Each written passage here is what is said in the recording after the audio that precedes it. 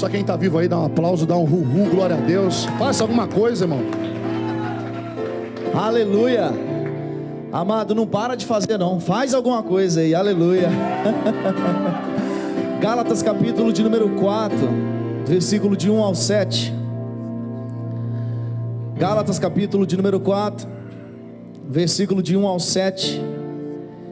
E Deus já está falando desde o início aqui, amado. Foi todo mundo embora, apóstolo. Deus está falando desde o início aqui, amado, nessa noite. E o Senhor já falou qual é o tema da mensagem que Ele queria, maturidade, nessa noite, amém? Gálatas capítulo de número 4, versículo do 1 ao 7, diz assim: digo, pois, que todo tempo que o herdeiro é menino, em nada difere do servo, ainda que seja senhor de tudo, mas está debaixo de tutores e curadores, até ao tempo determinado pelo Pai.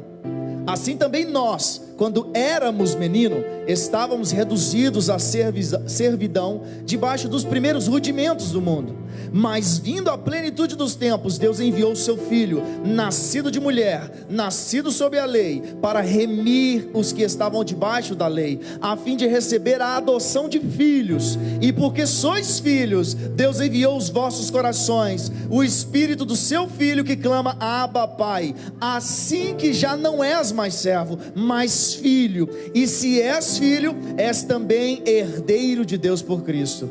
Amém? Essa palavra, só de ler ela já ficava de bom tamanho. Mas Deus, Ele quer falar com você nessa noite que é tempo de amadurecer, amém? Amado, nós vamos falar hoje de maturidade, ou melhor, nós vamos falar de um nível de maturidade que a gente precisa para alcançar essa herança tão desejada, porque nós entendemos que existem níveis diferentes de maturidade. Então, qual é o nível que nós precisamos atingir de maturidade para que a gente atinja essa herança de forma plena? Porque os meus filhos hoje, eles são meu herdeiro. Porém, eu não sou aquele camarada que vou deixar muita coisa se eu morrer agora na usina. Mas o que eu tenho, eles já estão gozando hoje. Mas eles não gozam de forma plena, porque ainda eles não têm maturidade para aproveitar toda essa herança que a gente tem com Deus. Então hoje nós gozamos de herança do Senhor, porém não na totalidade, porque nós não temos maturidade para isso. Aliás, alguns não têm. Então hoje nós vamos falar de qual o nível de maturidade que nós precisamos. Amados, um tempo atrás, eu lembro que eu estava precisando de uma foto que falava ali de pais e filhos. Eu creio que há uns 4 meses atrás, que quando foi que eu preparei essa mensagem para o culto de jovens. Só que quando a gente chegou aqui, Deus fez um mover violento que não teve nem culto. O pessoal não saía do chão. Então essa mensagem ela ficou guardada desde antes da pandemia. Mas naquela época eu lembro que eu precisava de uma foto de pais e filhos, representasse isso. E eu fiz uma busca no Google, achei uma foto em imagens. Quando eu cliquei nessa foto, me direcionou para um vídeo no YouTube, porque essa imagem era a capa do vídeo. Aí cliquei no vídeo, porque o vídeo era 8 coisas que todo pai deve ensinar a seu filho. Então eu vi aquele vídeo, 8 coisas que o pai deveria ensinar o filho. E entre essas coisas estava ali que o pai ensinar o filho a ser gentil com as pessoas, com as mulheres, ele ser educado, ensinar o filho a trocar um pneu de um carro. Aqui tem muitos que não sabem por causa do seguro, né? Mas enfim, tinha 8 coisas que o pai precisava ensinar o filho. E o que me chamou a atenção, o vídeo era bacana, mas o que me chamou a atenção foi os comentários desse vídeo. Os primeiros comentários desse vídeo já estavam. Eu tinha até preparado para eu passar esses comentários aqui para você ver, mas eu esqueci totalmente. Lembrei agora.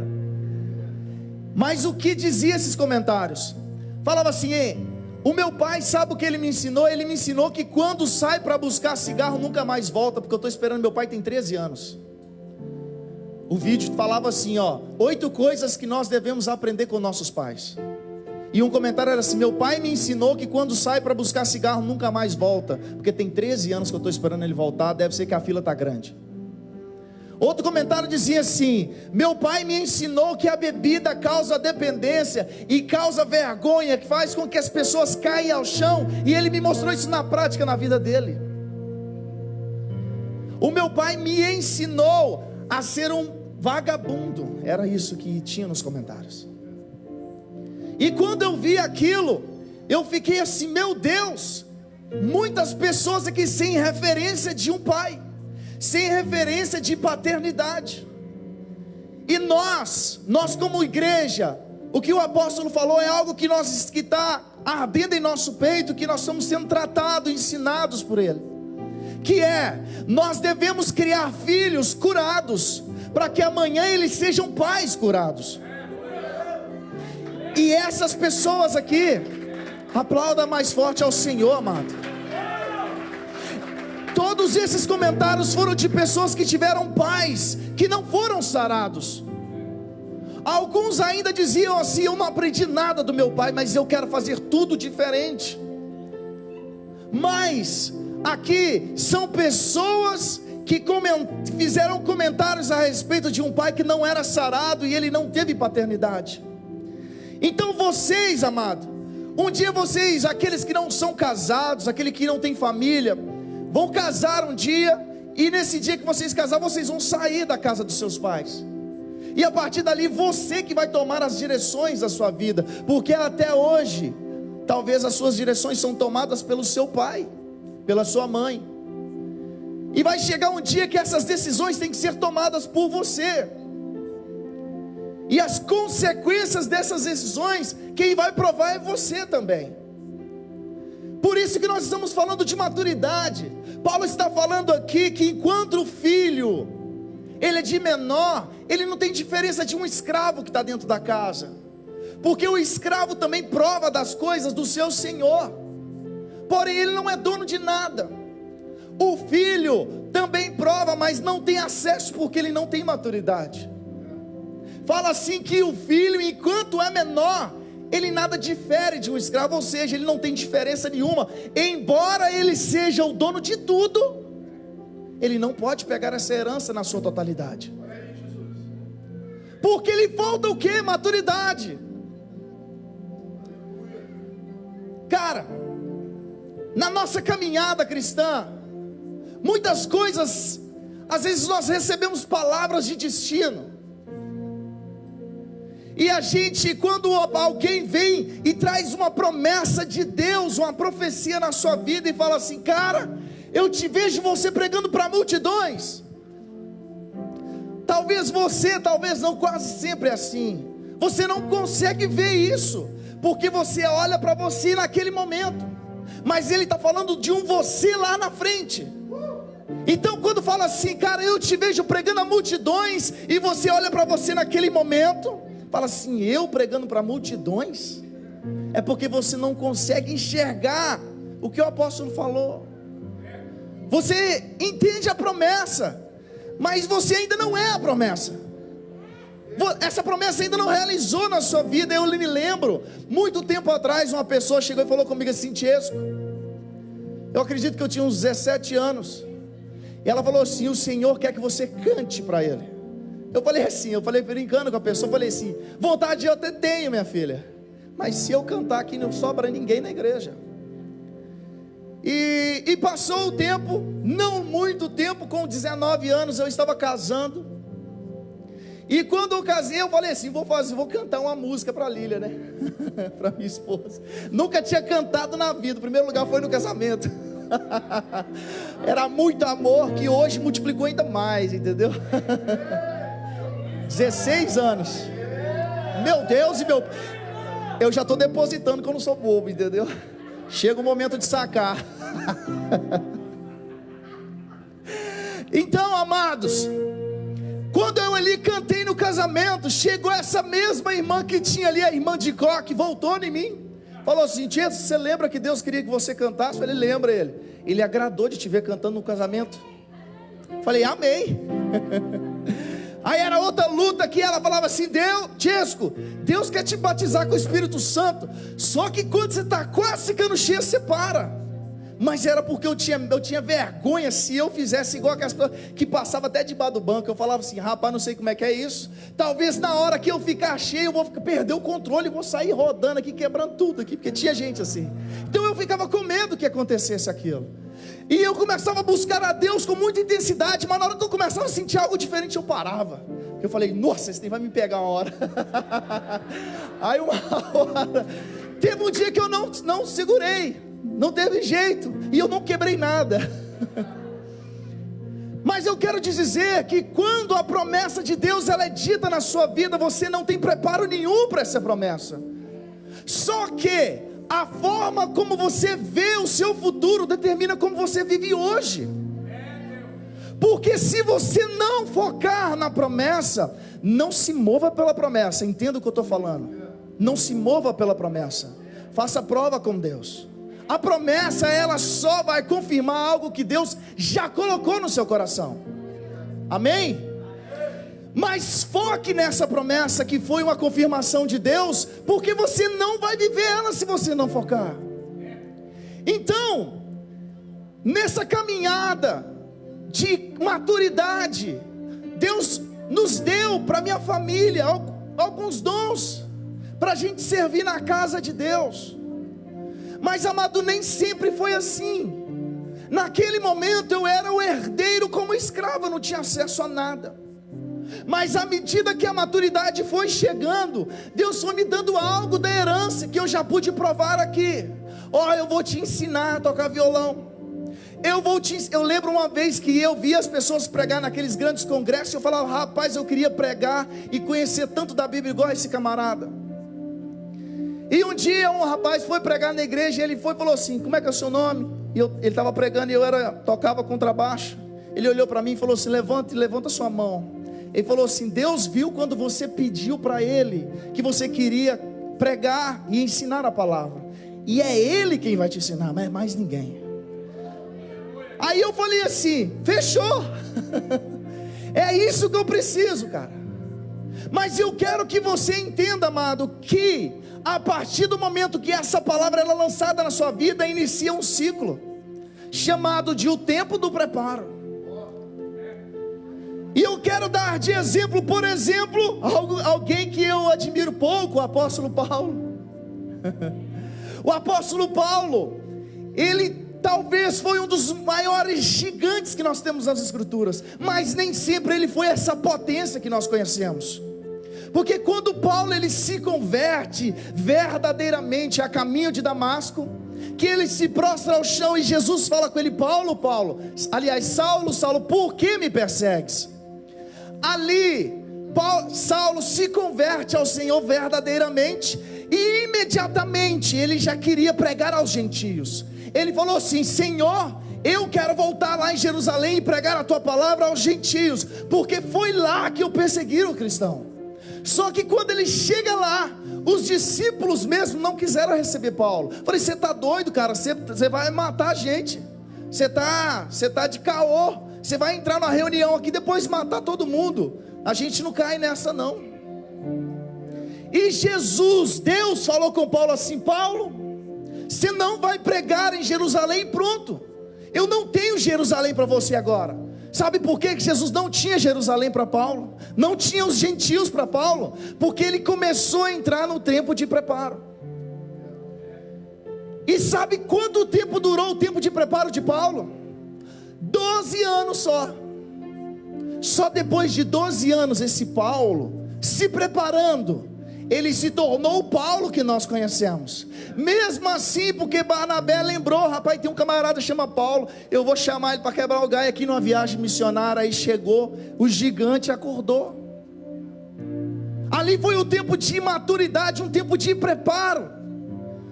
E Paulo, amado, olha para você ver, Paulo naquele mesmo período, ele fala assim: existe um homem que foi levado, não sei se no corpo ou fora do corpo, ele foi levado ao terceiro céu, e ele viu coisas tão grandes, que eu não posso nem falar.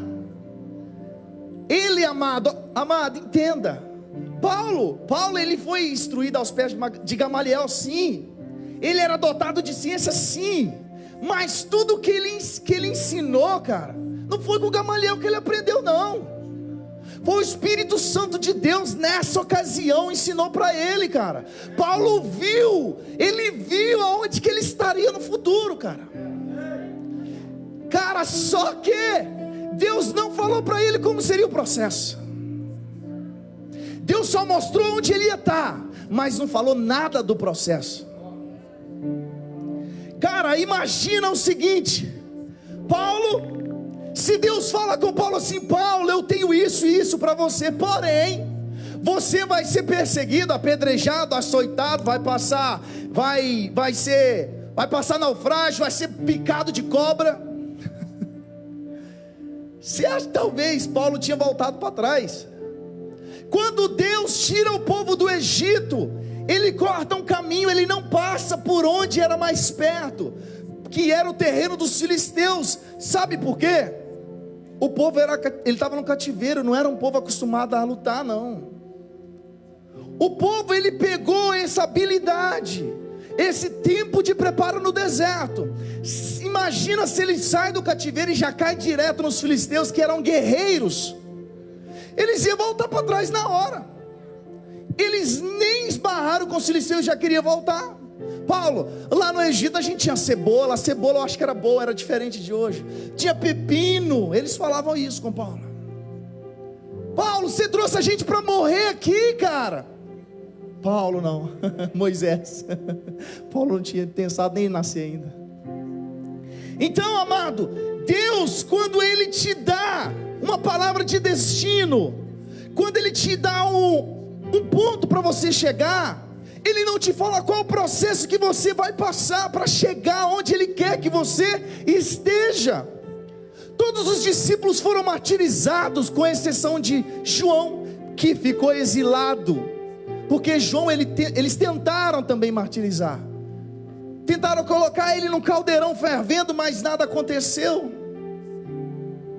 Aí eles mandaram ele exilado para uma ilha de Pátimos, e de lá ele trouxe esse presente, Deus, o Espírito Santo. Através do Espírito Santo ele escreveu o livro de Apocalipse. Então, amado, eu quero que você entenda esse tempo de maturidade que nós precisamos, e entenda que nesse período você precisa se relacionar com Deus todos os dias. Sabe por quê? Porque senão você vai estar cumprindo uma ordem velha. O que é isso, pastor? Cumprindo uma ordem velha. Deixa eu te dar um exemplo. Imagina que você é um piloto de uma nave do exército daqui da aeronáutica americana, e você está em guerra, e o comandante ele te passa um alvo. Você vai atingir aquele alvo, destrói tudo. Porém, no meio do caminho o seu rádio pifou, e o comandante descobriu que quem está lá é aliado. Aí você não comunicou com o comandante, você cumpriu uma ordem antiga, porque a ordem já tinha mudado. Se você não se relacionar com Deus, você vai estar cumprindo coisa antiga, coisa que Deus já não quer mais que você faça. Eu quero que você entenda que as nossas escolhas, amado, elas afetam toda a nossa vida. Aonde Deus quer que você esteja, dependendo da sua escolha, vai afetar. E para eu ilustrar isso biblicamente, eu quero ler aqui, não precisa abrir, Juízes capítulo de número 7. Preste atenção na leitura, por favor. Então disse o Senhor a Josué: levanta-te, porque estás prostrado assim com o rosto no chão? Israel pecou e violou a minha aliança, aquilo que eu lhe ordenara, pois tomaram as coisas condenadas e furtaram, dissimularam, e até debaixo da sua bagagem puseram. Pelo que os filhos de Israel não puderam resistir aos seus inimigos, viraram as costas diante dele, porque Israel se fizera condenado. Já não serei convosco, se não eliminardes do vosso meio coisa roubada. Dispõe-se, santifica o povo, e disse: santificai-vos para amanhã, porque assim diz o Senhor Deus de Israel: há coisas condenadas no meio de vós, ó Israel. Aos vossos inimigos não podereis resistir, enquanto não eliminar do vosso meio as coisas condenadas. Pela manhã, pois, vos chegareis segundo a vossa tribo. Aí Deus mandou Josué fazer um sorteio, porque tinha coisa roubada no meio. Deixa eu falar o contexto aqui. Israel tinha peregrinado ali no deserto durante 30 anos, 40 anos. E ele ficou ali no deserto 40 anos. E agora Deus ia dar a tão sonhada terra prometida, a terra de Canaã, que eles almejavam desde quando saíram do Egito. E quando eles estão indo para guerrear, a primeira cidade que eles iam invadir era a cidade de Jericó. E nós conhecemos a história. Eles deram 13 voltas ao redor de Jericó, 6 voltas, uma em cada dia. No último dia eles deram 7 voltas. Então foram 13 voltas ao redor de Jericó. E o que aconteceu? As muralhas vieram ao chão, e o povo venceu. Porém, tinha um mandamento que Deus tinha falado no capítulo anterior de Josué: Josué, você vai para a batalha contra Jericó. E existia algo, amado, que chamava de despojo de guerra. O que era despojo de guerra? Quando você guerreava contra uma nação e você vencia essa nação, toda a riqueza daquela nação você pegava para vocês, para o povo pegava. E isso era norma, isso era legal, isso era normal. Porém, Deus falou com Josué: Josué, de Jericó você não vai pegar nada. Não pegue nada de Jericó. Toda a prata, todo o ouro é para o templo, e as coisas ofertadas, as coisas que são amaldiçoadas, você vai queimar tudo. Falou com Josué. Então eles foram para a guerra com Jericó, sabendo disso, e venceram a guerra com folga. Ali foi a primeira cidade conquistada da promessa de Deus. Porém, um homem chamado Acã, ele pegou algo do despojo de guerra de Jericó, cara. Essa história se torna triste quando você vê isso. Vou continuar lendo aqui um pouquinho dela, ó. Então Josué se levantou de madrugada, o que eu estava lendo, e fez chegar a Israel segundo as suas tribos, e caiu a sorte sobre a tribo de Judá. Ele sorteou, caiu Judá.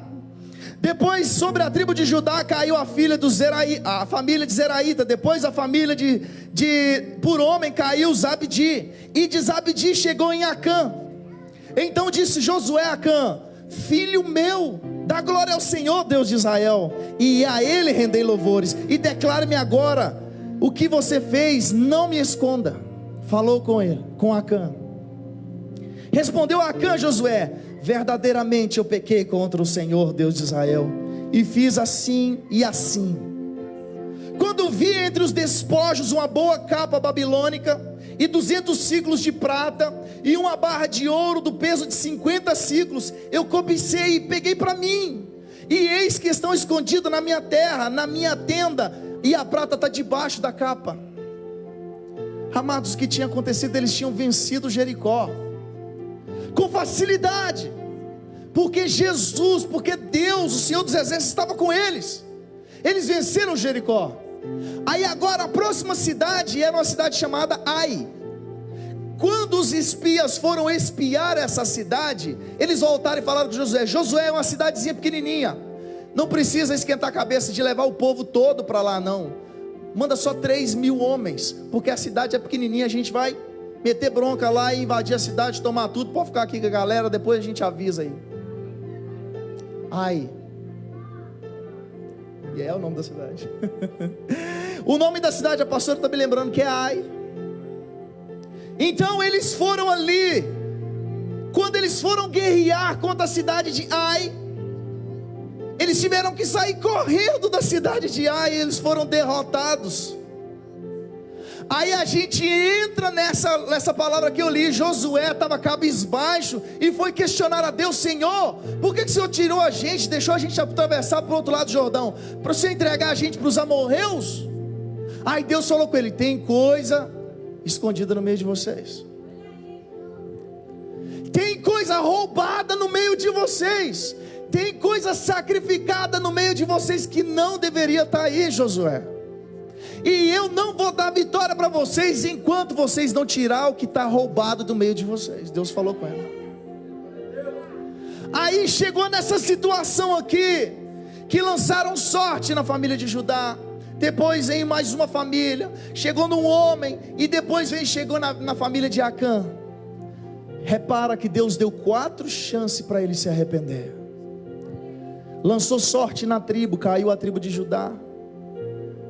Amado, imagina se na primeira vez que caiu na tribo de Judá, ele já desesperadamente falava: Senhor, sou eu que pequei. Eu tenho certeza, amado, que a história seria diferente. Só que aí jogaram sorte também para saber qual a família, depois da família qual a casa, depois da casa qual o patriarca. Chegaram em Acã. Então Josué foi lá e conversou com ele se declarou culpado e falou: realmente eu peguei, está na minha casa. Josué então Josué enviou mensageiros que foram correndo à tenda de Acã, e eis que tudo estava escondido, a prata por baixo. Tomaram, pois, aquelas coisas do meio da tenda e trouxeram a Josué e todos os filhos de Israel e os colocaram perante o Senhor. Olha para você ver agora, irmão. Então Josué e todo Israel com ele pegaram Acã, pegaram a prata, a capa, o ouro, pegaram seus filhos, pegaram suas filhas, pegaram seus bois, pegaram as suas ovelhas. Amados, pegaram o seu jumento e tudo e levaram para um vale de Acor. Disse Josué: por que nos conturbastes? O Senhor hoje te conturbará. E todo Israel apedrejou, toda a família. Depois de apedrejá-los, os queimaram. Amado, essa é uma história pesada. Toda uma família foi destruída. Sabe por quê? Porque não teve um pai que alinhou essa casa. Porque faltou um pai com maturidade e entender o que Deus tinha falado. Aí você pensa: pastor, mas ninguém da casa tinha culpa, porque foi Acã. Não, amado, eles moravam na mesma tenda, todo mundo, tudo roubado, estava dentro da tenda, todo mundo sabia que estava lá. Mas se o pai, que deveria dar destino, não fez nada, o que a família faria? Aí sabe o que acontece? A família de Acã é exterminada, não tem descendência. A história de Acã acaba aqui, de toda a sua família, cara. Sabe por quê? Porque faltou maturidade e faltou paternidade. Amado, e Acã, ele tinha passado por um longo processo de amadurecimento no deserto, cara. Ele não era menino, não. Às vezes a gente pensa: Senhor, o Deus do Antigo Testamento é diferente demais. Amado, Deus falou: Josué, tem coisa consagrada no meio de vocês, eu não vou dar vitória enquanto não ser tirado. E Deus deu 4 chances para Acã ele falar o que estava errado, e ele não falou. Voltando para a nossa leitura inicial sobre maturidade, e o filho, enquanto ele é de menor, ele não tem acesso à herança plena. Amado, nós temos alguns níveis de amadurecimento. Eu quero ler três versículos. Você vai ver como que o nível, ele se aprofunda mais com o Senhor. João 15:15. Já não vos chamei servo, não chamarei servos, porque o servo não sabe o que faz o seu senhor, mas tenho-vos chamado amigos. Amigos, porque tudo quanto ouvi do meu pai vos tenho feito conhecer. Esse é um nível.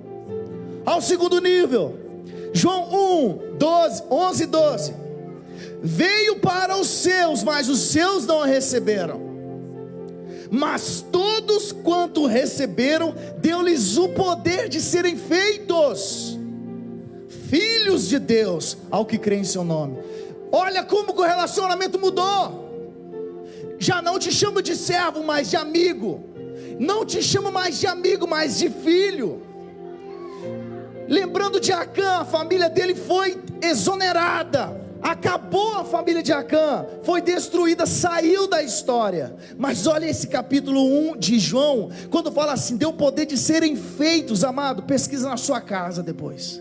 Serem feitos, sabe o que significa? aparecer na história. Acã saiu da história.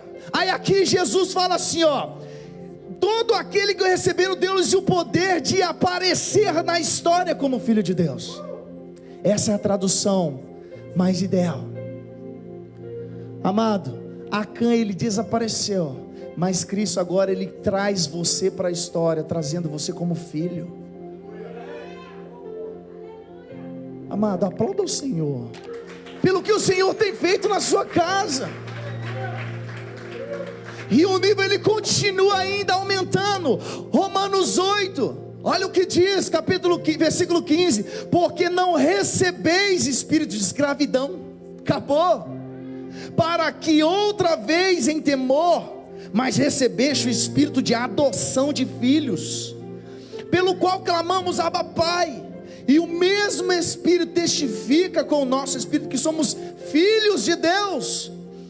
E se nós somos filhos, somos logo herdeiros também, e co-herdeiros de Cristo, se é certo que com Ele padecemos, para que também com Ele sejamos glorificados. Amado, entenda que você saiu da condição de servo e foi chamado de amigo. Depois saiu da condição de amigo e filho. Além de filho, herdeiro e co-herdeiro com Cristo. Olha que nível de maturidade, amado. E isso é o que nos espera quando nós nos alinharmos com o propósito de Deus nas nossas vidas. Cara, o apóstolo falou isso ontem aqui. Amado, a comida que nós comemos ontem aqui, eu te falar, não sei quando foi que eu comi. Estou falando de comida espiritual. Aquela comida que faz a gente saciar e ficar remoendo tudo ainda no outro dia. E eu nem sei quanto tempo que eu vou remoer. Porque Deus, amado, Ele tem uma palavra de destino para todo mundo. Uns não dão ouvidos a essa voz. Eu não tenho dúvida que é com todos. Porque a palavra de Deus fala que Deus encerrou todos debaixo do pecado, para usar de misericórdia com todos. Amado, Deus ele tem uma palavra para você, e às vezes você já foi direcionado nessa palavra. Procure não somente olhar de longe, mas assim como o apóstolo disse aqui, seja essa promessa, vire essa promessa, não somente pense nela como algo distante, não. Amado, tinha coisas que Deus falava com as pessoas pela minha vida, e eu não acreditava assim, não que eu desacreditava do profeta, mas eu pensava, isso é coisa tão distante, isso é coisa tão longa, tão difícil de acontecer. Olhava para minha esposa, ela para mim, a gente pensava, será?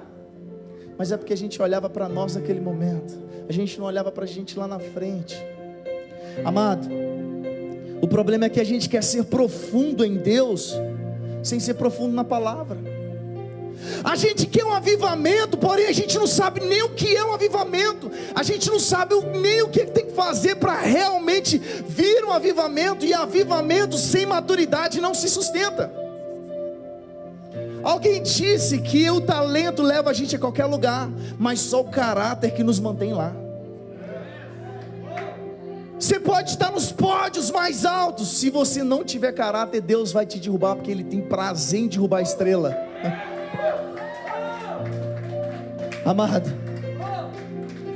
no contexto de Gálatas 4, aqui Paulo ele fala que é necessário a gente ter a maturidade para que a gente tenha acesso a essa herança.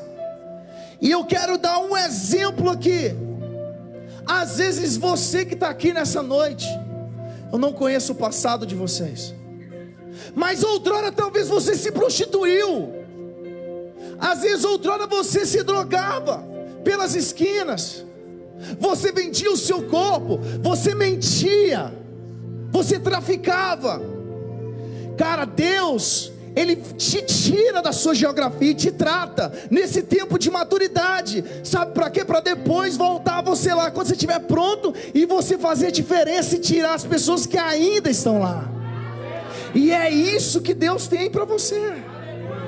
Moisés precisou sair do Egito, perder a posição de príncipe, tirar tudo aquilo que ele tinha, cara, para ele aprender com Deus e depois ser tratado, e a maturidade chegou até ele e ele voltou lá para liberar o povo que ainda continuou preso lá. Então não fique triste se Deus te tirar da sua geografia, se Deus te tirar da sua zona de conforto. Amada, a minha zona de conforto, sabe onde é? No Brasil. Eu não tenho dúvida. Mas Deus me tirou da minha zona de conforto. E sabe o que eu posso dizer com isso?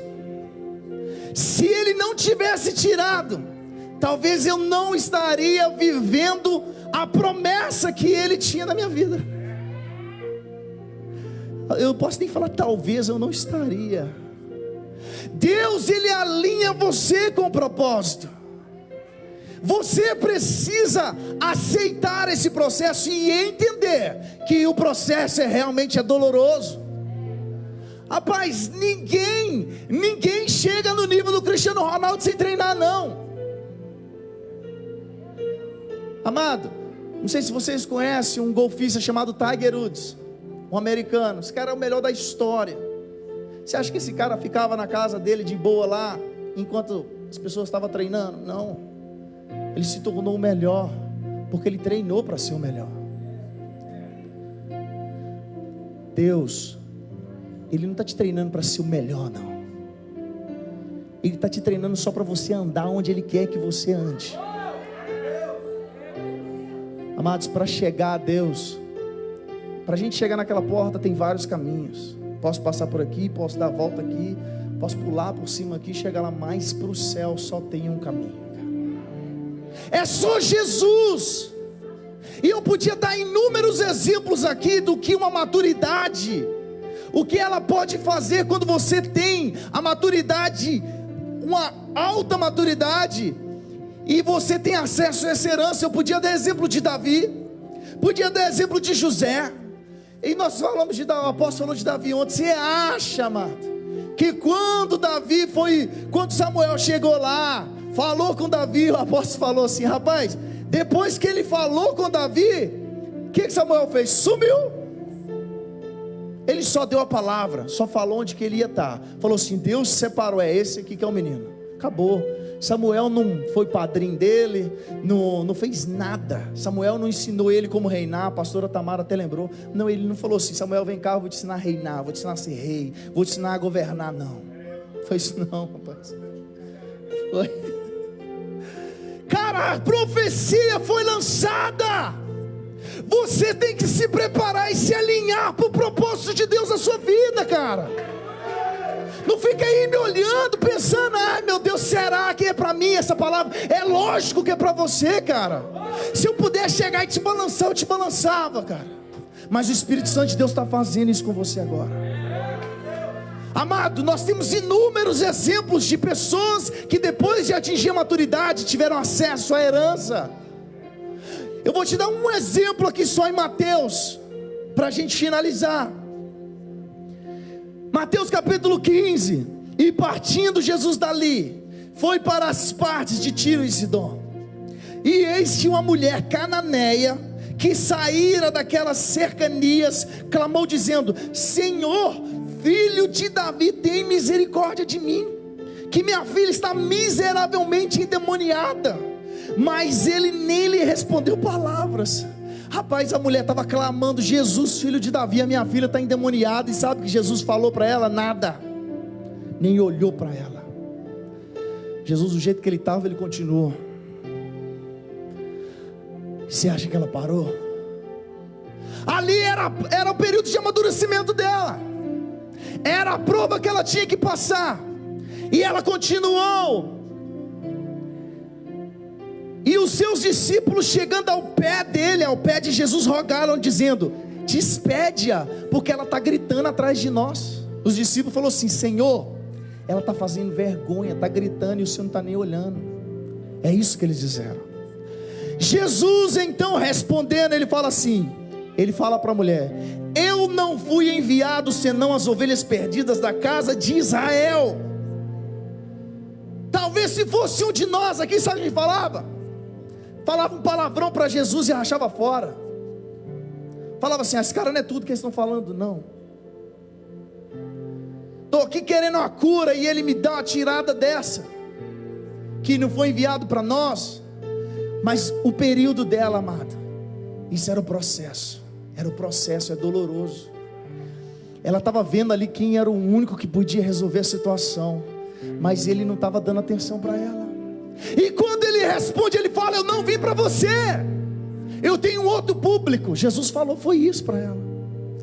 Aí olha o que ela fala assim: Senhor, socorre-me. Ela chegou e o adorou. Ele, porém, respondeu. Jesus abriu a boca de novo para falar e falou assim: não é bom pegar o pão dos filhos e jogar aos cachorrinhos. Jesus foi mais uma vez duro com ela. Ela falava assim: Senhor, minha filha está endemoniada, eu preciso do Senhor, o Senhor é a única opção que eu tenho. Jesus não olhou para ela. Os discípulos: Senhor, ela está fazendo vergonha, atende ela, despede. Aí ele fala assim: eu não vim para vocês, eu vim para as ovelhas perdidas da casa do meu pai. Aí ela adorou e falou: Senhor, socorre. E Jesus fala assim: não é justo eu pegar o pão, pão que é para os meus, e jogar para os cachorrinhos. E ela, porém, respondeu. Aqui ela chegou na maturidade, amado, que ela precisava para ter acesso à herança. Sim, Senhor, mas também os cachorrinhos comem das migalhas que caem da mesa dos seus senhores. Então Jesus respondeu: ó mulher, grande é a sua fé, seja isso feito para contigo como tu desejas. E desde aquela hora sua filha ficou sã. O processo dela foi esse. Agora eu quero que você entenda: se para uma mulher que não era filha, ela não era da parentela, ela não tinha acesso, ela comendo da migalha do chão, teve cura para ela, imagina você que é herdeiro e está sentado na mesa. Imagina. E a mesa do Senhor ainda há lugar, amado. Para a gente finalizar, coloca de pé, por favor. Lucas capítulo 30, aliás, capítulo 15, versículo 31. Tem uma palavra muito conhecida, que é a parábola do filho pródigo, e que também foi falado nesse assunto ontem, e foi falado hoje. Amado, nós todos sabemos essa história. O filho, ele pediu a parte da herança, falou: pai, eu quero a minha parte, eu quero ir para a cidade, eu vou emprestar dinheiro a juros e vou fazer a minha vida. E o pai dá a herança para o filho, e o filho se vai, ele vai embora. Só que dá tudo errado para esse jovem, e ele agora começa a viver uma vida que ele não foi feito para viver. Ele estava vivendo uma vida longe da presença e da mentoria do pai. Ele escolheu viver sem paternidade. Ele abriu mão da paternidade. Só que ele, por isso, ele foi jogado aos porcos e almejou comer a comida dos porcos. Ele almejou comer. Só que ele falou assim: eu podia voltar para a casa do meu pai, porque lá até os empregados do meu pai comem melhor. Eu posso voltar e arrepender, falar com meu pai: pai, deixa eu viver como empregado, o Senhor me dá só comida e deixa eu morar aí igual os funcionários. Porém, quando ele chega lá, amado, o pai dele sai correndo em direção a ele e dá um abraço no filho, e traz o filho de novo. E o filho mais velho, nós sabemos a atitude dele, quando o pai falou assim: pega roupas novas para o menino, mate um boi, não lembro se foi um carneiro, mate um animal, vamos fazer festa, porque o meu filho que estava morto, ele voltou, ele foi achado. E o irmão mais velho, a gente sabe, o marrento, talvez pensando assim: eu estava aqui todo momento, eu sou o herdeiro. Mas amado, o irmão dele precisou passar nesse processo para ele ter acesso à herança. E eu quero te convidar: você quer ter acesso à herança nessa noite? Não é uma pergunta retórica, eu quero que você responda. Você quer ter acesso à herança, amado? Então vamos amadurecer. Vamos amadurecer, amado? Fecha os seus olhos. Fecha os seus olhos agora e se conecte com Deus, amado. Pai querido, estamos aqui na Tua presença, Pai, nessa noite. Senhor, nós somos míseros pecadores, Pai. Nós somos míseros insetos diante da Tua grandeza, Pai, diante da Tua glória.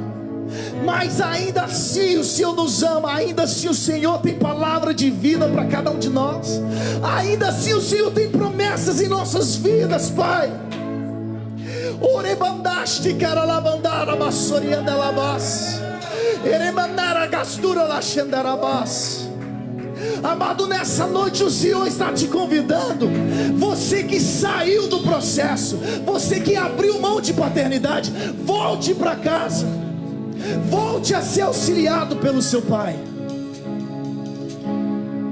Eu teria tanta coisa para falar aqui, amado, de paternidade, de processo, de maturidade, mas eu creio que você já entendeu nessa noite. Então feche os seus olhos agora e adore ao Senhor.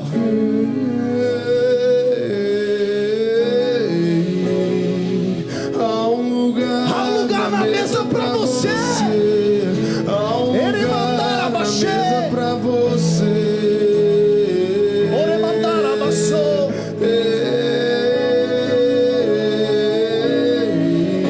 Feche os seus olhos essa noite. Na mesa para você. Abaixando a voz. Na mesa para você.